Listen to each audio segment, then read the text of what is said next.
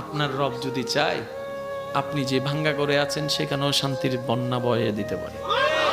রব যদি না চায় আপনি 10 তলার কোটি টাকার বিল্ডিংও সেই শান্তি পাবেন না। হুয়াল্লাযী আনজালাস সাকিনাতা ফি কুলুবিল মুমিনিন। সবকিছুর মূলে কে? এই কানেকশনটা আমাদের ওদিকে লাগাইতে হবে। জান্নাত আমাদের গিফট, মনে রাখবেন, জান্নাত আমাদের গিফট। দেনেওয়ালা কে?